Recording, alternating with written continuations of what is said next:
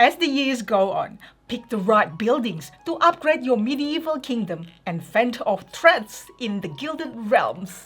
And today we'll be teaching you how to play the Gilded Realms, game designed by Ivan and Dale Hrushetsky and Michael Karageorges, and published by Sandtime. And hi everyone, it's Stella. And Tarrant, welcome to Meeple University. And hey, if you enjoyed this video after watching, you really help us by like, subscribe, and let us know what you think in the comments. That seriously will help us to bring more videos. Alright, now let's get to the classroom. In the Gilded Realms, players are kingdom builders in the pristine mountains, trying to build up and defend the highest scoring provinces. Players will draw and then build buildings, managing the timing of a build queue, all to gain the combinations of buildings they need to upgrade their provinces, before those provinces generate harvests, providing the resources to build more. All the while, players will also manage to build up a standing army, aiming to defend their lands from the invasions of the evil Sarkar, and defend their resources and cards from the raids of other players. Players will gain points for their armies, their gems, how well they manage their population, but more than anything else, how far they upgrade their provinces. And the player with the most points after all rounds have been played will be the winner. The Gilded Realms has two modes of play: Standard, which plays over 9 rounds, and Epic, which plays over 12. We'll take you through the Standard rules first and come back for the changes at Epic mode at the end of the video. When setting up for the Standard mode, all components with these small stars in the top corners are left in the box. To set up, lay out the main board and place a year event into each of the first 9 slots, returning the rest to the box unseen. Place the Year 3, Year 6 and Final Year cards face up on their slots. Shuffle and place the Endeavour deck, and you can split that into 2 halves if you've got players at opposite ends of the table. These 2 sections on the board are intended to be the same. Place the Serpent's Wild cards here, they're all the same, and the 10 trade route tokens here. Set out the resource trays with the different resources: gems, determination, supply, materials, and the different types of coins. 2 silver coins is worth 1 gold coin, and there are also 5 gold coins, and you can freely make exchanges at any time. Set up the tray with the 25 different types of knowledge tokens. Make a general supply of the dice. Grey is the weakest, then green, blue and red. Each player takes 2 kingdom trackers and chooses a faction, taking all of its faction pieces. If that includes a board extension, that goes between the trackers. Place your caravan and population on their appropriate spaces. Look through your advisors deck to find your core advisors. This will be 3 cards showing an S, a 1 and a 2, and you'll stack them in this order on this space. This represents 3 different levels of a special advisor power which you can upgrade through the game. If it includes an immediate effect, resolve it. Find your other advisors, commander and your stance token and set them aside for now. Then if you have faction information, also follow the rules and setup on there. These will be unique to your faction. In your territory area, set up your province cards. There are 4 identical sets of these which come with the game. You'll return the ones labelled 4, 5 to the box. They're used for the Epic game. And for the others, stack them so that you'll have 0, 1, 2, 3, like so. Lay them out as influence, agriculture, township, resources and military. You'll see they form a continuous image. Each player takes a Serpent's Wild card, placed artisan side up, in slot 4 of their build queue.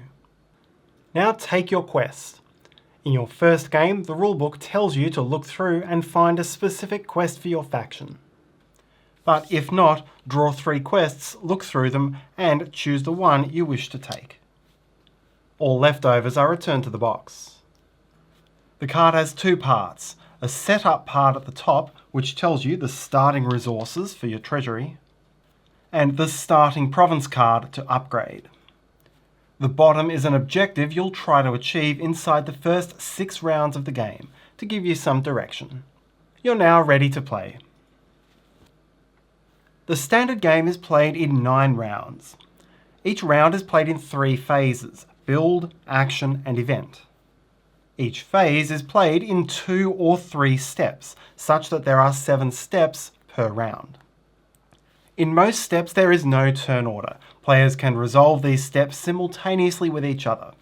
The only exception is the resolution step at the start of the event phase. As such, all players play simultaneously up until the end of Choose Stance, do resolutions in a specific order, and then continue simultaneously from there. The steps are shown in detail on this game guide, or in brief along your kingdom tracker. I'll first summarise these steps in brief, and then we'll come back and look at each step in detail. First is Draw 3, Build 2. You draw 3 new Endeavour cards from the deck, and may build 2, placing them into their appropriate slots of your build queue. You can also use resources for extra builds. Second is Progress, where all cards in your build queue move 1 step down, entering your territory if they're progressed from the number 1 slot. Third is Actions, in which you can resolve any number of actions from among those available.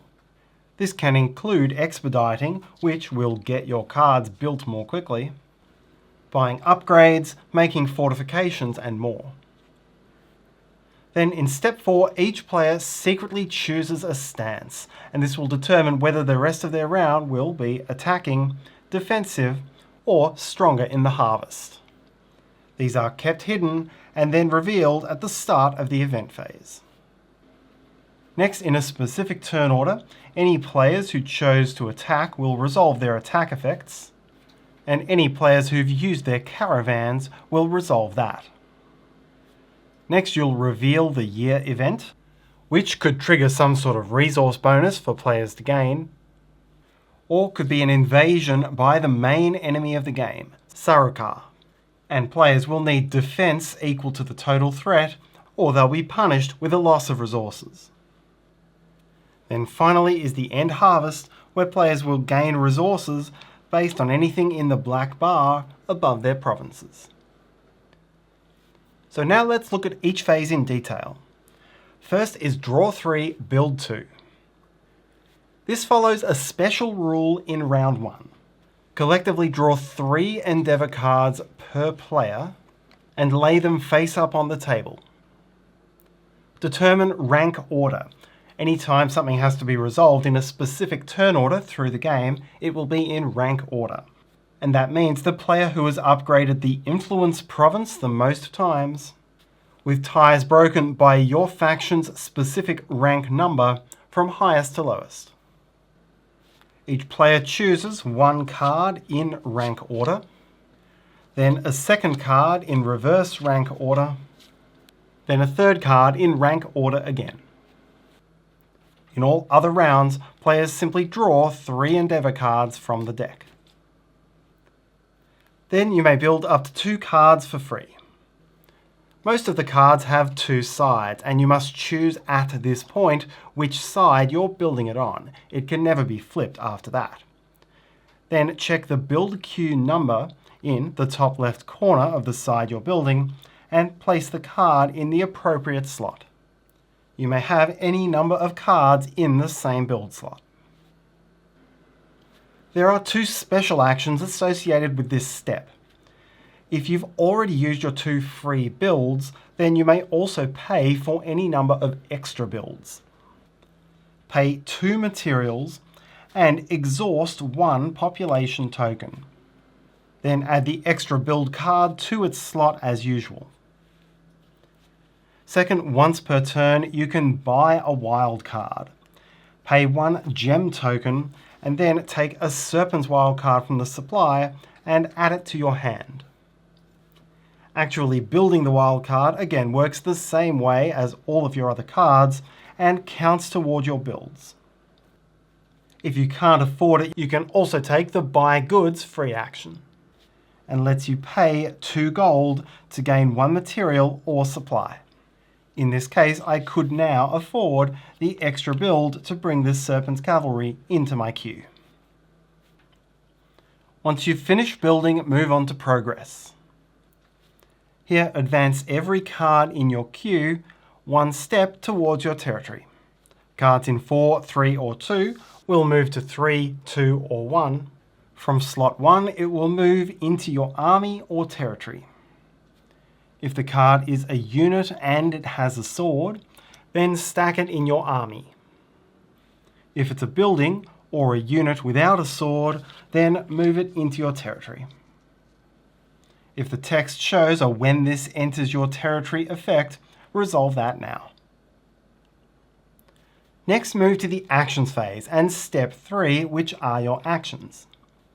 There are 4 main actions, and you can take each of them any number of times that you can afford. There's also the Caravan action, which you can take once every 2 rounds, and I'm going to skip over that for now because we need to know a little bit more to put the whole action in context. The first action is Expedite, and this lets you pay resources to progress your cards more quickly. Pay 1 material to get 2 steps of progress split across your buildings. That could be 2 steps on a single building, or 1 step on each of 2 buildings. Alternatively, pay 1 supply to do the equivalent on units. 2 steps of progress split across 1 or 2 of your cards. You can buy knowledge. There are 25 different knowledge tiles split up into the 5 province types and broken into level 1, level 2 and level 3. You are able to buy knowledge only if you've upgraded that province to its equivalent level. Pay the gold cost in the top right of a tile that you don't already have, and add it to your knowledge row.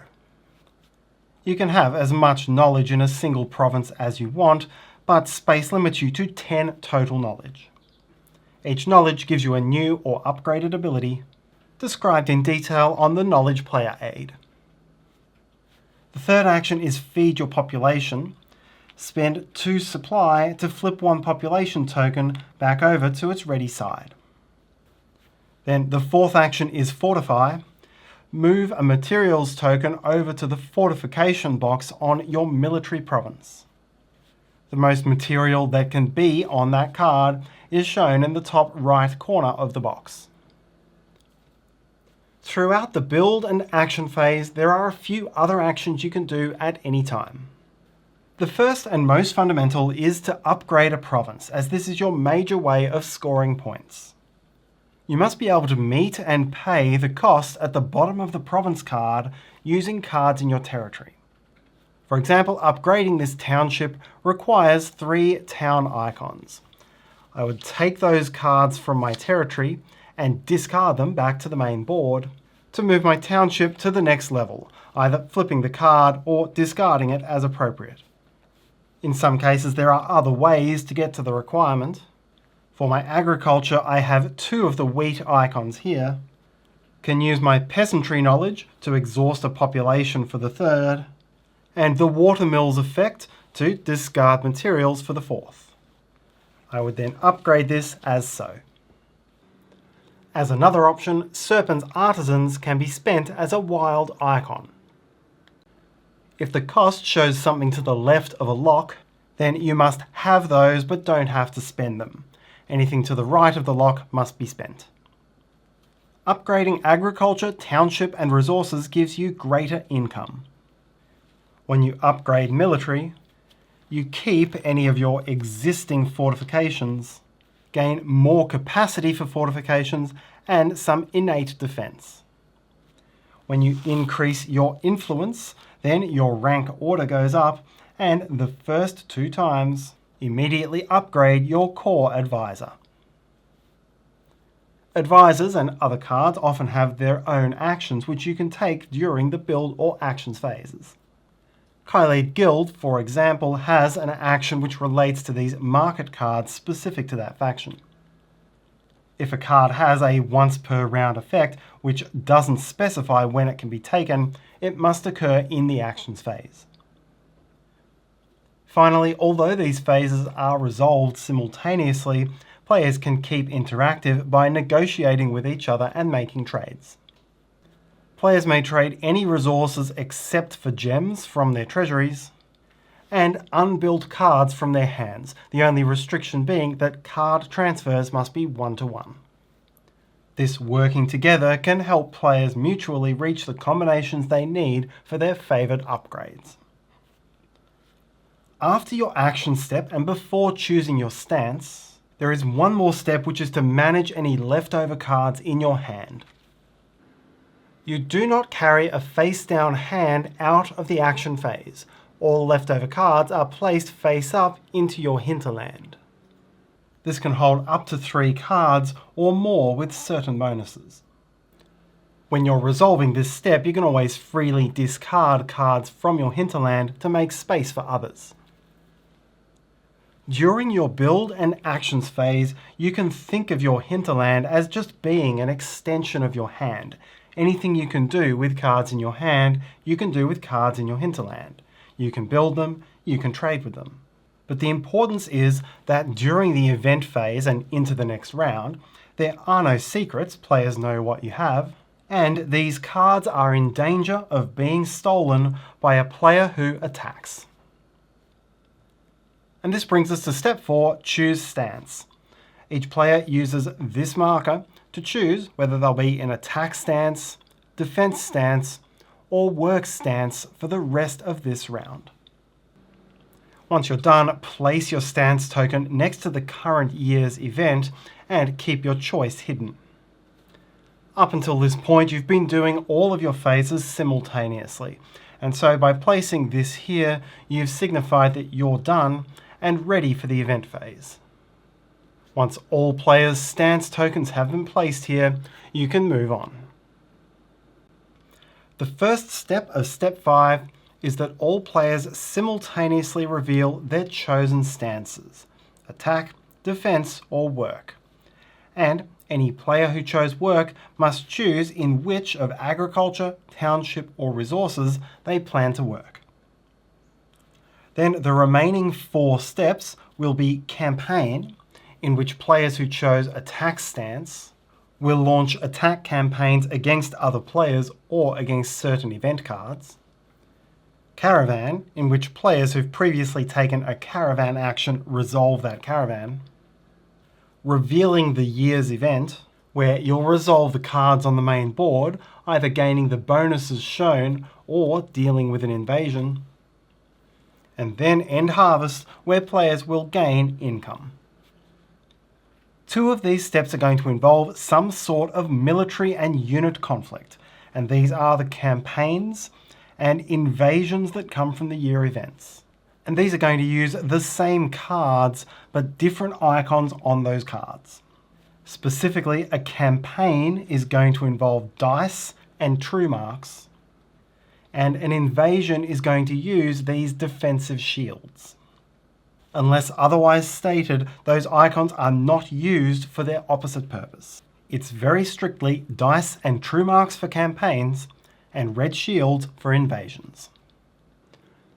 So, after revealing stances, you'll resolve campaigns. Campaigns are resolved in rank order by players who chose attack stance. When it is your turn, you may choose to defer your turn to after the players with lower rank.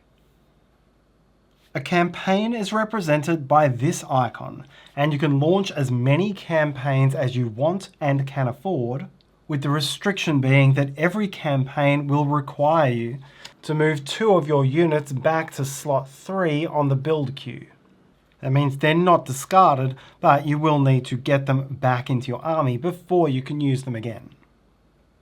For each campaign, declare a target, which can be another player, or, and only if you have the siege weapon knowledge, a face-up looming threat card on the events board.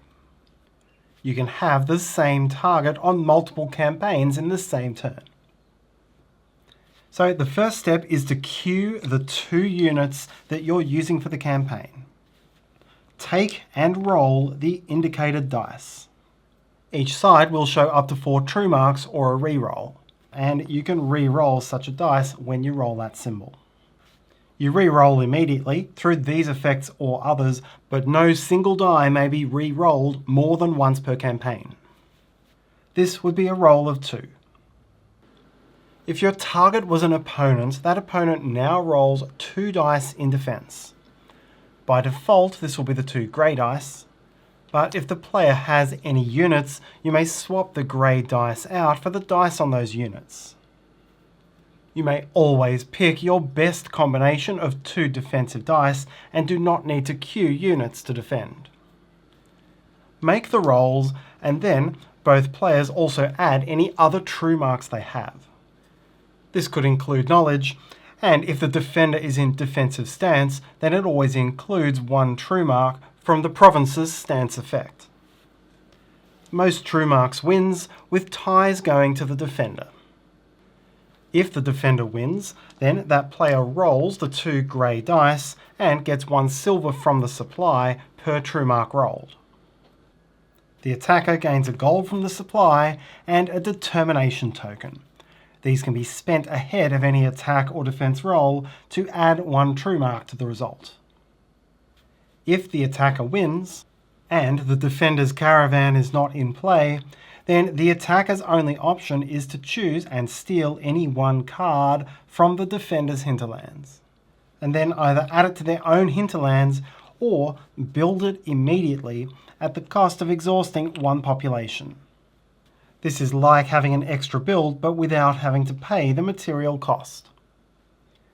The other option is attacking a face-up looming threat. When one of these is flipped, the resources on the middle row only are placed on the card. You then roll your dice and gain the benefit. The lowest row is the lose condition and yields determination and gold. If you roll the middle number and these rewards are still present, you claim those rewards, but if they're gone, claim the bottom row instead. If you roll the top row, claim the rewards if present, claim a gem from the supply, and discard this card from the board. Do note that later game looming threat cards show a double campaign icon. This will cost you 4 units instead of 2, but offers stronger rewards. After campaign, you'll resolve caravans, and so I'll take this moment to describe everything that you can do through the cycle of a caravan. Back in your action phase, if your caravan token is here, then you may send it out. You must take any combination of 4 materials and supply and add them to your caravan storage. Then take your caravan token and place it on the next round's event card. So if we're currently in round 1, I would place it on round 2. Caravanning is a 2-year investment. While your caravan is out, it is at threat of campaign, and if you lose a campaign, the opponent may, instead of stealing 1 card from your hinterland, steal 2 resources from your caravan, and damage your caravan. Then in the Resolve Caravans step, any player with a caravan on this year's event resolves it as follows. First, sell any remaining goods. You get a green die per material and a blue die per supply, plus 2 grey dice if your caravan is damaged. Roll the dice and gain 1 silver per true mark. Next, as long as one of these 4 slots is empty, gain any 1 trade route from the market. Over multiple caravans, you can have duplicates of the same token with the exception of the gems. Add your trade route to your caravan, then trigger all your trade routes. So with this, I could foresee 1 future event card, and later when claiming this, I'd gain 2 gold and foresee another event. Finally, return your caravan undamaged to your board. Now resolve the year event. If there's one of these game cards on top of the event card, resolve that first. After round 3, players choose and gain one of the advisors they set aside in setup. At the end of round 6, resolve whether or not you've completed your quest. If you've gained everything on the lower part of the card, then gain 5 gold, these resources, or bring back 2 population as a reward. Either way, discard this, and again choose and gain an advisor. In either case, if you choose your commander, this is a unit with the sword icon, add it to your army instead. You can queue this for campaigns like any other unit. Now reveal and resolve the event. Some of these will give you options to gain more resources, including bonuses for being in a certain stance. Otherwise, players will face an invasion. Players individually count up their total threat value from this invasion. That will equal the threat value from the current round, threats showing on any looming threat cards which no one has yet defeated and discarded, in some cases a random amount of threat added by rolling the red dice, and so from what you see here the starting threat is 10, and then players individually add their own threat from their player boards. And this will be on exhausted population, dangerous trade routes, and some cards in territory. Here the player would be facing 18 total threat. Threat can only be dealt with using the red shields. You have the innate shields on your military province. You can spend fortification material to add 2 shields per fortification, so spending 2 here would be worth 4 shields. If you've chosen defensive stance, that's worth 5 shields, or for attacking stance, 2 shields.